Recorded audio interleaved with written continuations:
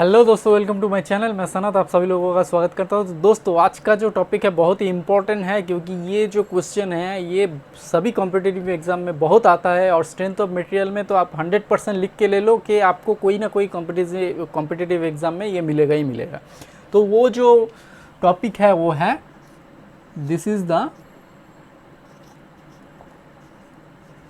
Poisons ratio.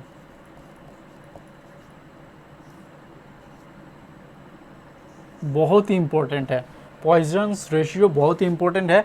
इसको हम लोग म्यू और न्यू कोई भी एक ये सिंबल से डिनोट करते हैं, ठीक है। तो इसका जो डेफिनेशन है वो क्या है देख लेते हैं। दिस डेफिनेशन क्या है, पॉइजन रेशियो किसका रेशियो है। This is the ratio of lateral strain and longitudinal strain। Okay, तो दोस्तों ये जो फॉर्मूला देख रहे हैं आप, ये इसको हम लोग ऐसे भी लिख सकते हैं, माइनस म्यू लेटरल स्ट्रेन और longitudinal strain। तो अब क्वेश्चन है, कोई बंदा इसको माइनस नेगेटिव पकड़ के कर रहा है, कोई पॉजिटिव पकड़ के कर रहा है। तो दोनों ही क्या सही है? हाँ, दोनों ही सही है, लेकिन क्या है समझना होगा। किसी बुक्स में ये माइनस देके दिया हुआ है, किसी में प्लस पॉजिटिव पकड़ के क्या हुआ है। लेकिन इसका जो रीज़न है वो क्या है एक्चुअली, देखो कोई भी एक बार इसको अगर एक्चुअली हम लोग लोड देंगे तो इसका क्या होगा, लेंथ इंक्रीज कर जाएगा। लेंथ लॉन्गिट्यूडिनल डेल एल क्या होगा, इंक्रीज करेगा, एल प्लस डेल एल हो जाएगा इसका लेंथ। लेकिन क्या होगा कॉरस्पॉन्डिंग केसेस में, इसमें क्या होगा, पैरेलली इसका ये जो थिकनेस है और जो विड्थ है वो क्या हो जाएगा, वो घट जाएगा। वो लेटरल स्ट्रेन, उसका हम लोग उसे लेटरल स्ट्रेन बोलेंगे, क्योंकि ये लॉन्गिट्यूडिनली हो रहा है तो लेटरली हमारा क्या हो, विड्थ घट रहा है और थिकनेस भी कम हो रहा है, ठीक है, लेंथ बढ़ने की वजह से। तो ये जो लेटरली हम लोग जिसको पकड़ रहे हैं, ये जो लेटरल स्ट्रेन है, इसको अगर हम नेगेटिव पकड़ लेते हैं यहाँ पे डायरेक्टली कि ये घट रहा है, that means this is the negative. मतलब पहले जो आपका विड्थ था, अभी जो विड्थ है वो क्या हो रहा है, घट गया, ठीक है। तो ये नेगेटिव में आ रहा है, ठीक है। तो जो फाइनल विड्थ हो रहा है मतलब वो नेगेटिव में आ रहा है, घट जा रहा है, ठीक है। इसीलिए अगर लेटरल स्ट्रेन को आप अगर डायरेक्टली नेगेटिव यहाँ पे पकड़ लेते हैं तो यहाँ पे क्या हो जाएगा, डायरेक्टली यहाँ पे आपका नेगेटिव कैंसिल होके पॉजिटिव आ जा रहा है, ठीक है, समझ में आया। तो यहाँ पे डायरेक्टली इस लेटरल स्ट्रेन को जब हम लोग बिठाएंगे तो यहाँ पे नेगेटिव साइन देके हम लोगों को नेगेटिव मान के यहाँ पे बिठाना पड़ेगा, ठीक है। और अगर आप लोग लेटरल स्ट्रेन को अगर पॉजिटिव मान के काम कर रहे हैं, पॉजिटिव कि चेंज इन लेंथ को पॉजिटिव पकड़ के कर रहे हैं, तो इसमें माइनस लगा के करना पड़ेगा। ये बहुत ही ध्यान में रखने की चीज़ है। मैं समझाता हूँ थोड़ा इसको डिटेल्स में कैसे हो रहा है। देखो, वॉल्यूमेट्रिक स्ट्रेन निकालने के टाइम हम लोग क्या करते हैं, एक ऐसा बार ले लेते हैं, ठीक है। इसका लेंथ था एल इनिशियल, और ये जो बढ़ के इसका लेंथ इंक्रीज कर गया एक्शियल लोड के वजह से, यहाँ पे एक्शियल लोड था, ठीक है। तो ये हो गया एल प्लस डेल एल। इसका था क्या, ये बी था और ये एच था हाइट, ठीक है। तो ये जो बी है तो इसका change in length del B क्या हो गया, इसका घट रहा है, और इसका भी डेल एच हो रहा है। तो ये जो चेंज इन लेंथ है del L del H del B, इसको पकड़ लो। अगर मैं इसको पकड़ ले रहा हूँ, सपोज़ इसका वॉल्यूम निकाल रहा हूँ, फाइनल वॉल्यूम, तो क्या होगा, L प्लस डेल एल, और क्या होगा B plus del B, H plus del H।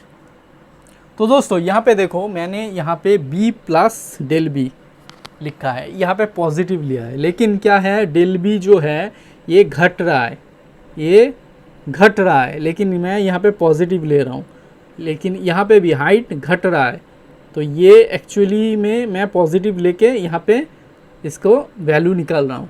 तो यहाँ पे जब मैं फाइनली जो वॉल्यूम फॉर्मूला आएगा जहाँ पे हम लोग म्यू पुट करेंगे, तो म्यू हम लोग माइनस पकड़ के यहाँ पे पुट करना पड़ेगा, नहीं तो ये गलत हो जाएगा।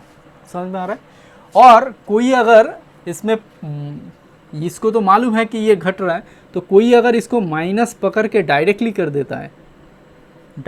देता है तो उसका formula mu equals to positive में रहेगा, लेटरल स्ट्रेन बाय लीनियर और लॉन्गिट्यूडिनल, ये डायरेक्टली ये यहाँ पे पुट कर देगा, क्योंकि ये ऑलरेडी माइनस में आ जाएगा। ठीक है, तो दोस्तों ये समझना बहुत ज़रूरी है, पॉइजन्स रेशियो ये समझना ज़रूरी है कि पॉजिटिव अगर हैं तो हमें डायरेक्टली म्यू का वैल्यू अगर पॉजिटिव हम लोग पकड़ के ले रहे हैं, तो ये जो लेटरल स्ट्रेन है इसको डायरेक्टली हमें माइनस ले लेना होगा, नहीं तो गड़बड़ हो जाएगी। और अगर हमने इसको पॉजिटिव पकड़ के किया तो यहाँ पे म्यू का वैल्यू माइनस लेके हम लोग करेंगे। समझ में आ गया? क्लियर? तो बहुत ही सिंपल सा चीज़ है, लेकिन इम्पॉर्टेंट है। ठीक है, तो ये सिंपल सा बात है। और जो क्वेश्चन आता है कि इसका जो चीज़ है ये तो आएगा ही कि बहुत सारे एग्जाम में ऐसा देता है, Poisson's ratio is equals to lateral strain by linear strain, longitudinal strain by lateral strain, lateral strain by lateral strain, कौन सा सही है, ऑप्शन बोलो। ठीक है, वो एक क्वेश्चन आ गया। और जो क्वेश्चन आता है वो भी मैं बोल देता हूँ, क्या क्या क्वेश्चन आता है। पॉइजन्स रेशियो ऑफ स्टील का पॉइजन्स रेशियो, 4 ऑप्शन रहेगा, टिक करना पड़ेगा क्या होता है। Poisson's ratio of cast iron,